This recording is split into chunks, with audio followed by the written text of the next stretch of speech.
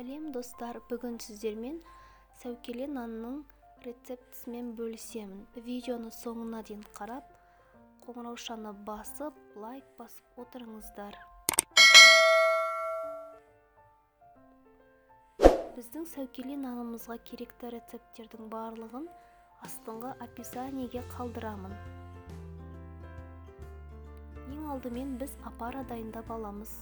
Ол үшін бөлек ыдысты алып, оның үстіне жылы суымызды құямыз, құрғақ ашытқымызды саламыз, және де бір ас қасық шекерімізді салып, жақсылап араластырып, 15 минутқа жылы жерге қойып қоямыз. Міне біздің ашытқымыздың беті осылай көпіршіктенеді. Яғни ашытқы дайын деген сөз. Енді жұмыртқамызды, жылы сүтімізді, шекерімізді және де тозы, ванильді сахарымызды жақсылап араластырамыз. Масса сұйық біркелкі етіп араластыруға тырысыңыздар. Оның үстіне ашытқымызды құямыз. Сұйық майымызды қосамыз. Және де ұнымызды біртіндеп сала отырып қамыр илейміз. Қамырымыз тым жұмсақ немесе тым қатты болмауы тиіс.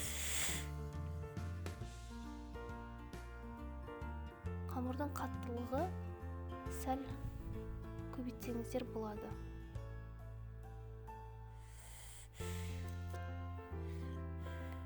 Қамырымызды осылай жақсылап илеп аламыз.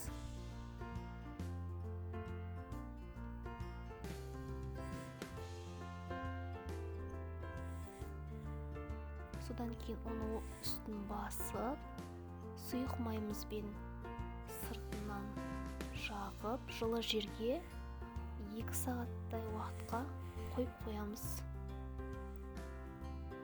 2 сағаттан кейін біздің қамырымыз ашып дайын болады. Енді бізге сәукелені жасау үшін осындай ролик керек болады, таразы керек болады. Қамырдың жиегіне және негізгі бөлігіне массаламызды өлшеп аламыз.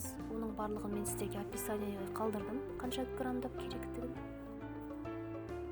Алдымен жиегін жасау үшін қамырды осылай бүктемей, ұзынша етіп созып аламыз. Қамырымызды біркелкі етіп созамыз және де оларды айқастырып қойып қоямыз. Енді негізгі бөлігін жасауға көшеміз. Негізгі бөлігін оқтаудың көмегімен шамамен 5-7 см қалыңдықта жайып, ұзындығы 35-40 см болса жеткілікті. Және де роликіміздің көмегімен жақсылап қаттылап тұрып басып, кесіп аламыз. Сіздерде ролик жоқ болса, пышақтың көмегімен немесе түрлі пішіндермен кессеңіздер болады.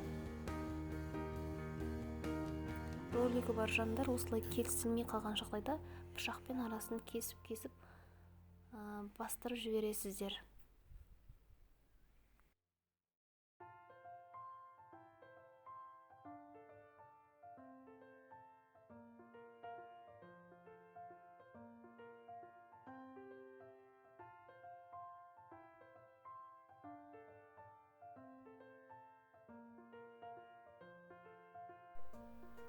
Мен мұны конусыма орналастырдым осылай.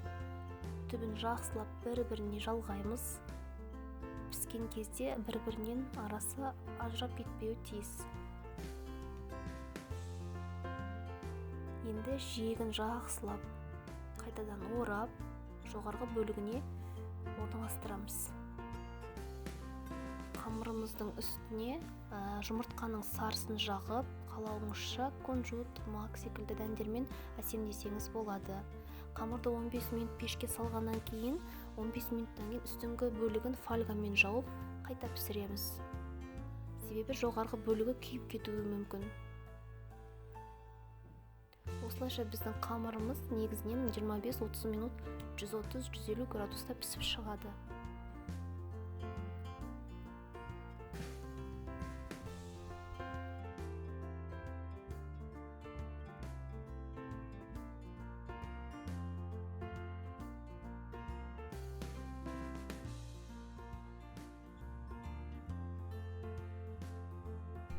ас болсын.